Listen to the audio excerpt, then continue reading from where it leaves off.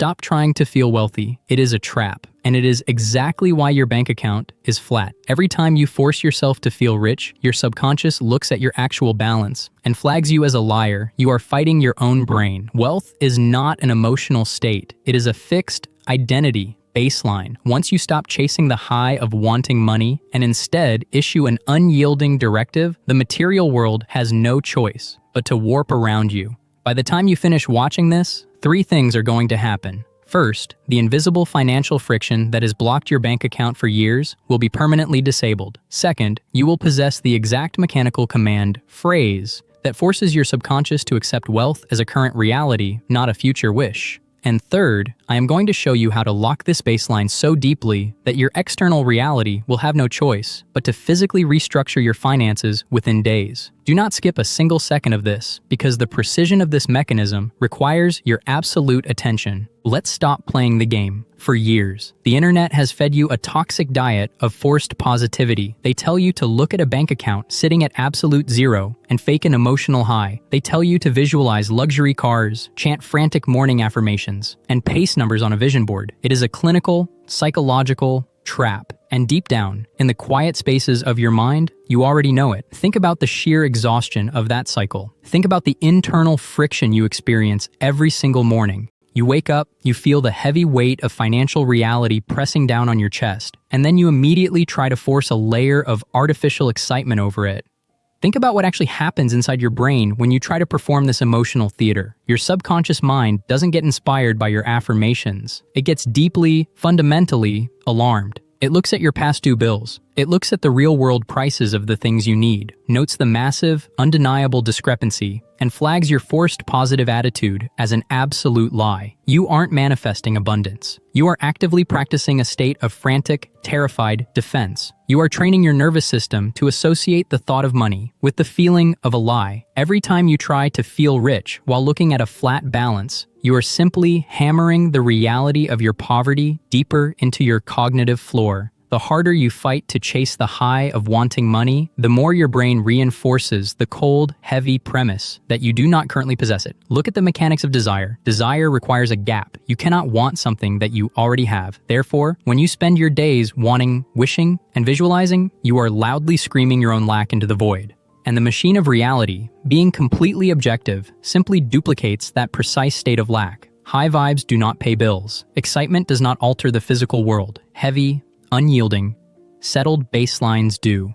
Hope, when you strip away the romantic poetry, is nothing more than the default language of a beggar. A beggar wishes, hopes, and waits for a handout from a system they believe is completely outside of themselves. They are at the mercy of conditions. But reality is not a person to be bargained with. It is not a deity to be pleaded to. It is an unfeeling, mathematical, objective mirror. If your baseline state is a chaotic mess of wanting, the mirror has no choice but to reflect chaos right back into your outer life. It cannot do anything else. It is physics. To change the reflection, you must completely drop the performance. You must stop trying to feel rich. You must stop trying to conjure up fake gratitude and instead establish an iron floor that simply cannot be shaken by the current state of the outer world. You do not need more emotional noise. You need absolute, unshakable, cognitive silence. We are cutting the cord to the spiritual circus right now. If you are going to command reality, you must first separate yourself from the screaming crowd of wishers. You must step away from the panic. This is the watershed moment where you draw an absolute line in the dirt and declare your structural position to your own subconscious mind. You are transitioning, right now, from the frantic beggar to the absolute author of your financial coordinate system. Do not just let these words drift away as passive thoughts while you stare at a screen.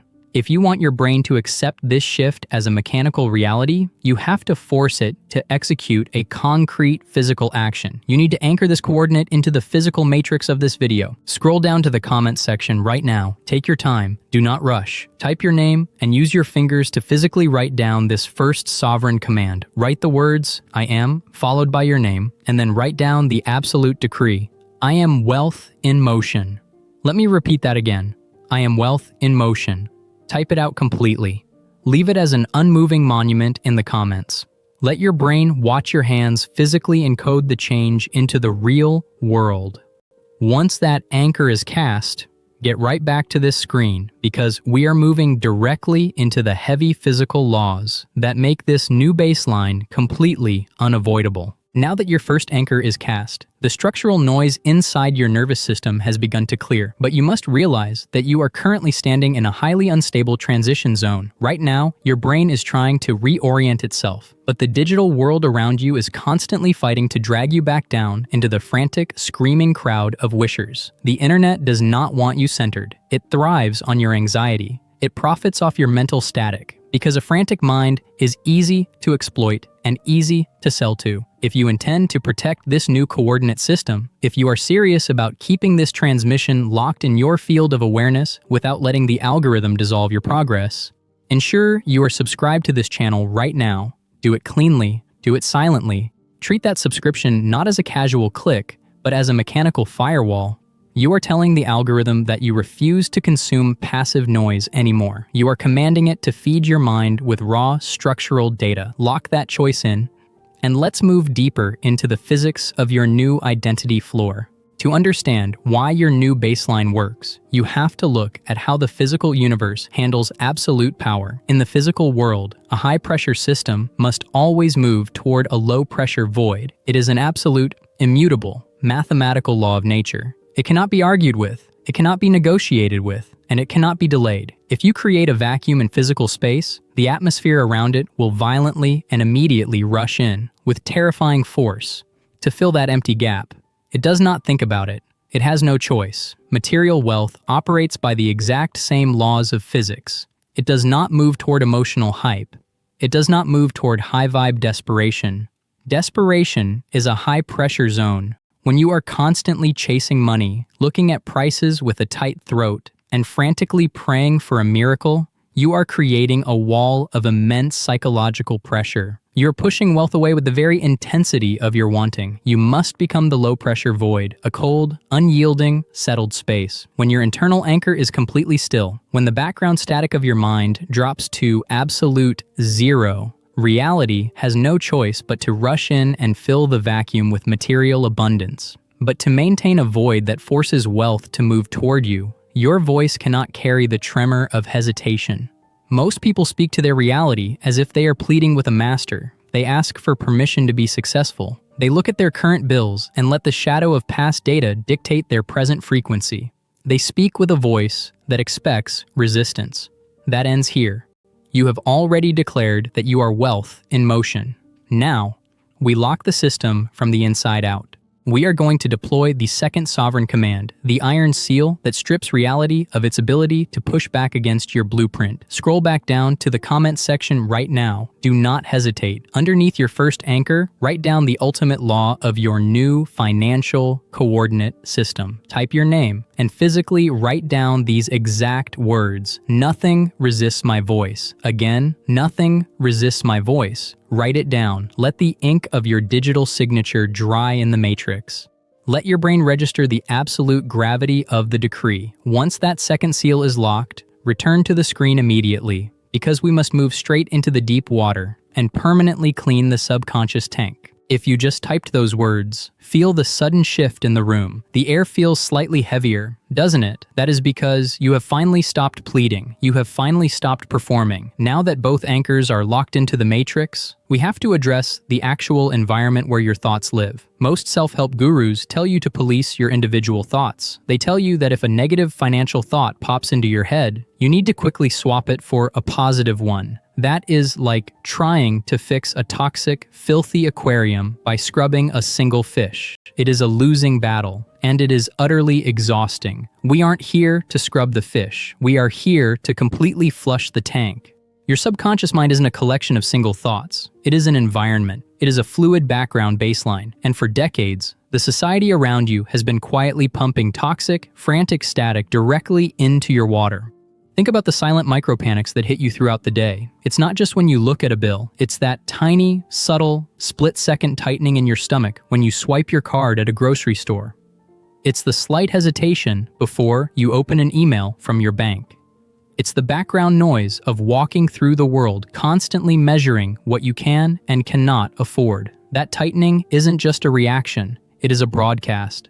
It is a continuous, low-frequency hum that screams, "There is not enough. I am vulnerable. I am waiting for the other shoe to drop." Your subconscious mind takes that background hum and accepts it as your absolute command. It doesn't matter what you affirm in the morning if you spend the other 23 hours of the day marinating in a fluid of silent financial panic. To clean the tank, you have to stop trying to fix the panic, and instead pull the plug on the background static entirely. You do this by adopting a stance of cold, clinical detachment. From this moment on, when you see a bill, or when you look at a number on a screen that doesn't match your vision, you do not react emotionally. You do not try to force a fake high vibe to mask your fear. Instead, you look at it the exact same way a scientist looks at old data from an outdated experiment. It is just a shadow of where you used to be. It has nothing to do with your current coordinates. When you strip away the emotional panic, the water in your subconscious tank naturally becomes crystal clear. The static drops to absolute zero. And when that background fluid becomes perfectly still, your two sovereign commands can finally resonate without interference. Stay completely locked on this screen, because now that the water is clean, we are moving into the absolute core of the machine, where we transition you from a wishing beggar to a legislating sovereign. Look at where we are right now. Your anchors are dropped in the comments. Your subconscious tank is flushed clean of that frantic daily static. Now we have to address the massive identity shift that makes this whole machine work. We need to look at the psychological difference between a wishing beggar and a legislating sovereign. Think about how you used to approach your life. When you were praying for a financial miracle or stressing over an unexpected expense, you were acting as a beggar. A beggar looks up at reality and pleads for mercy. A beggar waits for permissions, hopes for lucky breaks, and constantly monitors the outside world to see if things are going to get better or worse. When you live like that, you are placing the entire crown of authority onto external circumstances. You are telling your brain that the economy, your boss, your bills, and your bank account hold all the power, while you are just a helpless casualty waiting for a handout. But a sovereign does not plead. A sovereign legislates. Think about a ruler sitting in a court. When a king or a queen issues a decree, they don't look out the window to see if the weather agrees with their law. They don't check the public mood to see if their words are allowed to be true. They don't pace the floor nervously, wondering if the ink on their paper has permission to manifest. They speak the words, the decree is written down, and the entire kingdom naturally reorganizes itself to match the law. The law doesn't adapt to reality. Reality adapts to the law. Your two commands, "I am wealth in motion" and "nothing resists my voice," are not cute little manifesting phrases. They are pieces of absolute internal legislation. When you drop those anchors, you officially abdicated the throne of the beggar. You stopped asking your life for permission to be stable, and you started commanding the baseline from a position of raw, clinical authority. This is exactly why those two commands work so deeply when you type them out. Your brain stops looking for signs outside of you and starts executing the script from within you. But here is where almost everyone slips up, and it is the exact reason why people fall right back into poverty. They issue the command. They feel that temporary rush of power. And then the second they step away from the screen and look at their real-world problems, they immediately revert right back to being a beggar. They check their balance, they see a negative number, and they instantly panic, breaking the vacuum we just spent the last 15 minutes building. You cannot allow that to happen. You have to learn how to walk through the physical world like an absolute monarch, even when the kingdom looks temporarily messy. Do not look away from this screen, because we are entering the final, critical stage of the blueprint. I am about to give you the exact 48-hour protocol to lock this identity floor into your physical reality so deeply that the material world has no choice but to warp around your voice. Keep your baseline locked. The kingdom is already turning. Let that truth settle into the deepest recesses of your awareness as we enter the silent, executive integration phase. What happens to a person when they truly step off the emotional pendulum? What happens when you finally stop reacting to the external shifts of your current material conditions? For the first time in your life, you become a source of active, psychological mass. Think about the astronomical physics of a black hole. A black hole does not wander through the universe looking for matter to consume. It does not chase planets.